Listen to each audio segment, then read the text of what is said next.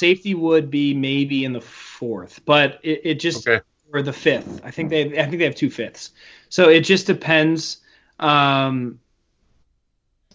could see them trying to bring him back. The only way I think they do is if they say, you know what, obviously it was a tough start to the year. We'd love to have you back and make a true run at this championship this year.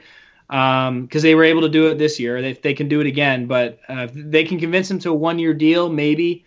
I don't think it's going to happen, but we'll have to see. And we also have, we have people who can fill in so on the roster currently. So we'll have to see what happens. Okay, and you guys still have McManus, if I'm not correct, too. Yep. McManus. Yeah, I think McManus will be fine back there. So I'm saying if we don't sign Haha, I think McManus could come in and be just fine back there, and they could draft a guy. So yeah, I don't think it's a pressing issue. I would like him to come back. I love Haha, but if they moving on to the game questions. Who is more dangerous in this game coming up with the injury situations, Montgomery or Jones? Who is more dangerous in your eyes to each defense? Probably Aaron Jones. I mean, he's a top 5 running back in the league. He's You wouldn't pick Montgomery with the way the Packers defense has been given up? No, I can't. I just can't. Aaron Jones is one of those players who, no matter who you put Aaron Jones up against, unless it's like a few running backs, I'm always going to pick Aaron Jones. He's a really good player. It's hard to pick against him. It's hard to pick against Aaron Jones. You know what, though? I mean, I consider, and that's the thing, I'm not down talking Montgomery. We know he's an inside zone runner, but I actually prefer Cohen as more of a threat because of his dual running and also his quick passing game. He's able to get out in the flat. Maybe not on the ground, but if they put him in the slot, I think you're right there. He's not going to do shit on the ground unless they give him a huge hole. But I mean, in the passing game for sure.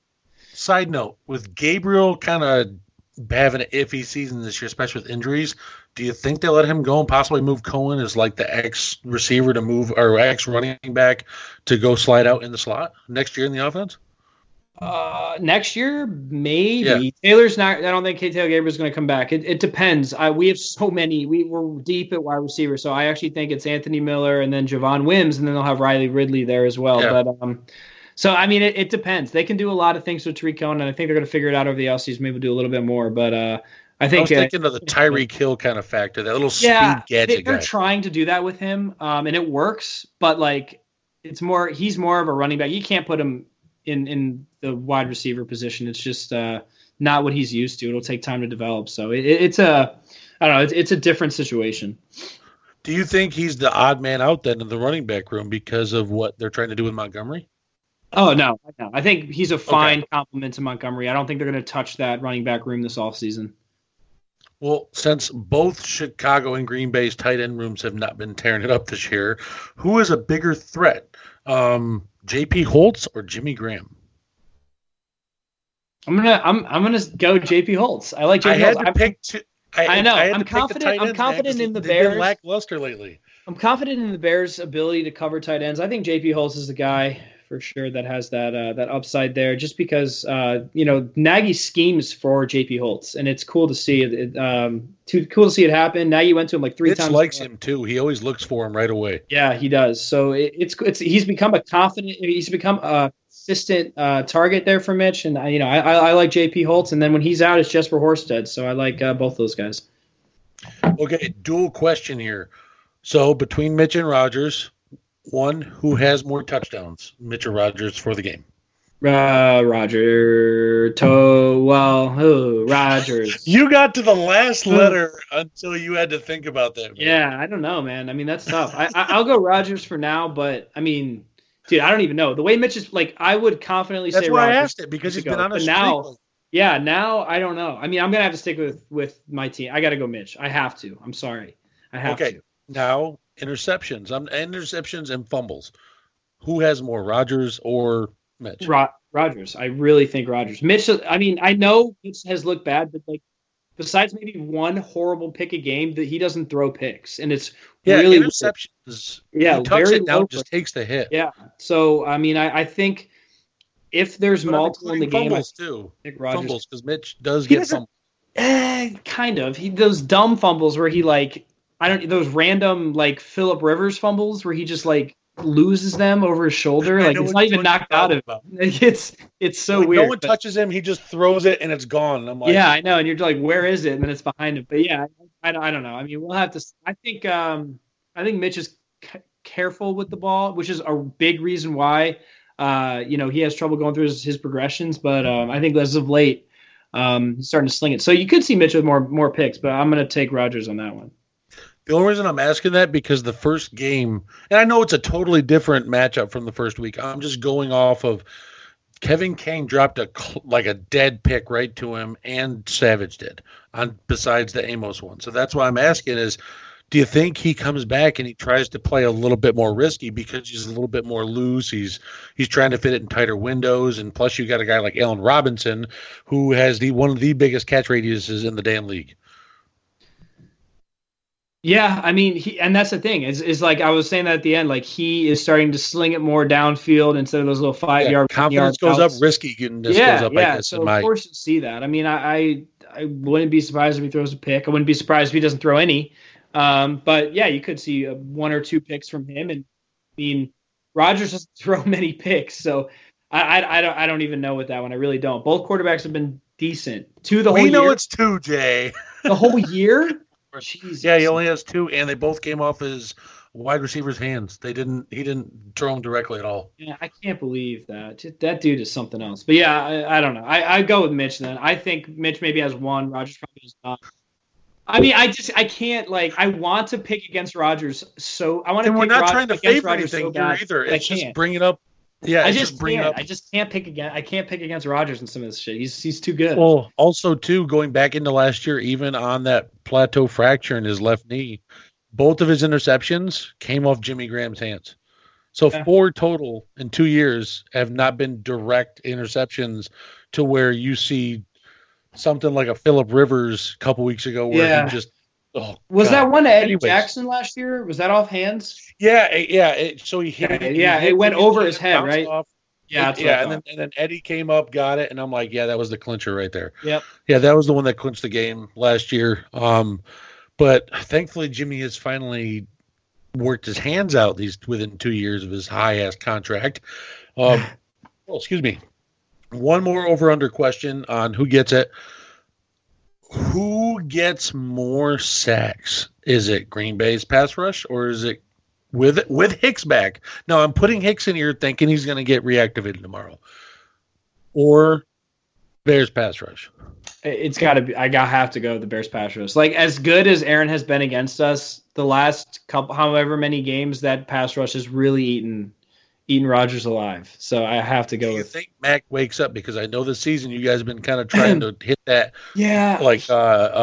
boost button, and it seems like he only gets 1 sack in a game here, there, and then he hasn't been as. What's he gonna say? Oh God, I don't know. This isn't on script. I don't know. I could tell he's gonna come at me with something. You do realize that Bobby Massey is out, right? You do realize I know. that. I know. He's been out plenty of times. You do realize that the Packers have 2 edge rushers with double-digit sacks this year.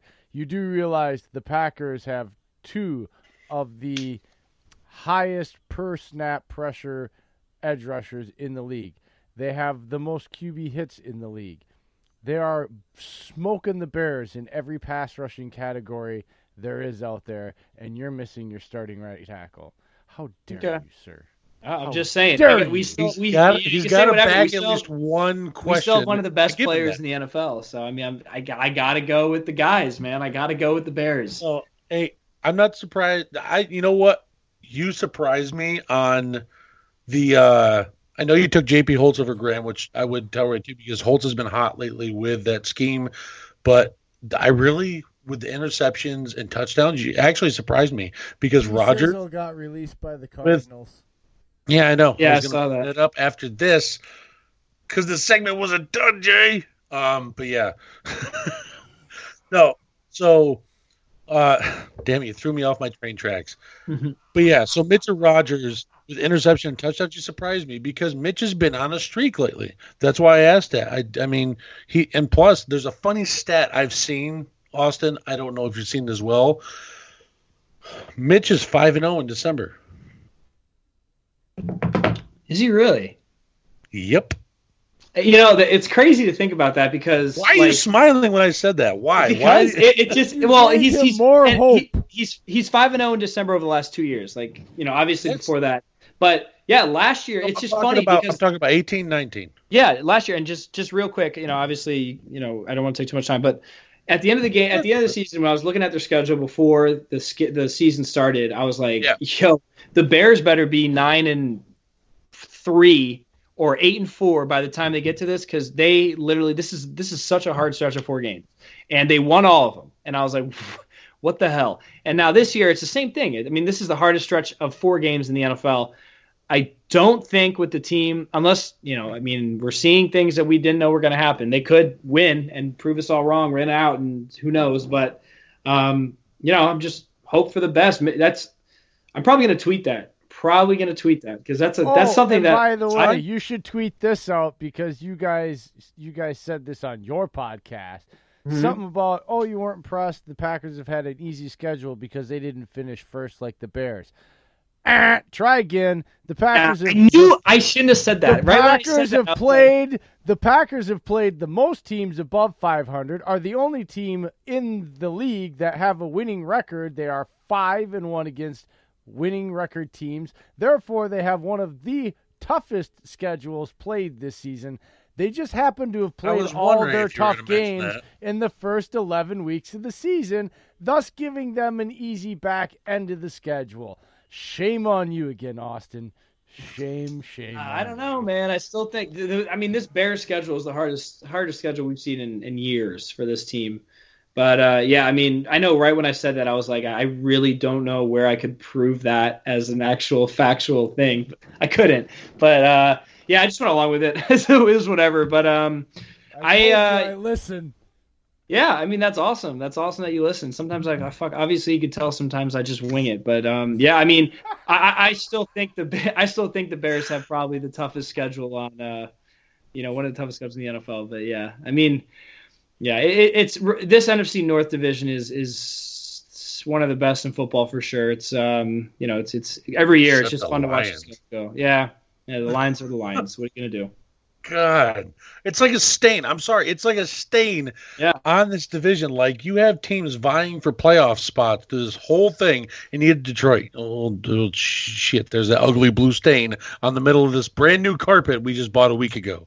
Like, it's that. That's what I consider them. But, yeah, that's what I was saying, man, is the fact you surprised me on that with the Mitch Rogers thing. He was streaking.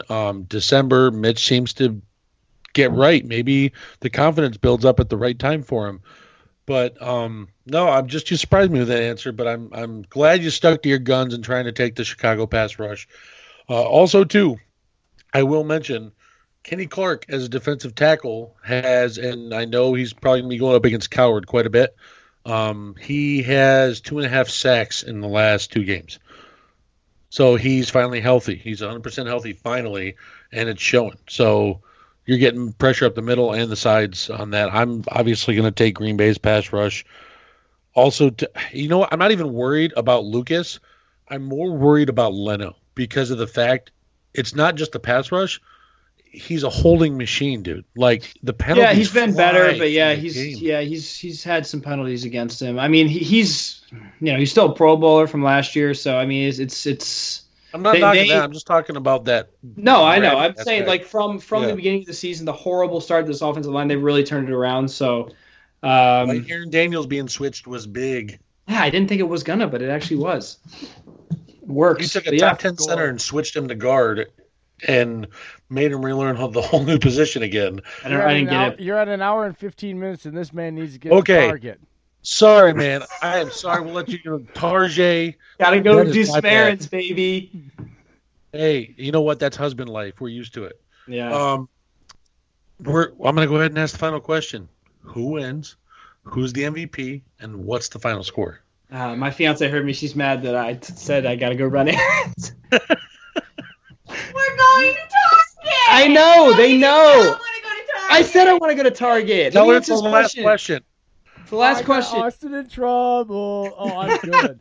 See, I'm all the We're way going up to in here, like Target. 900 and some miles away, and I make a comment, and you're gonna get That's your ass chewed hilarious. out all night long That's now. hilarious. I'm good. I am good.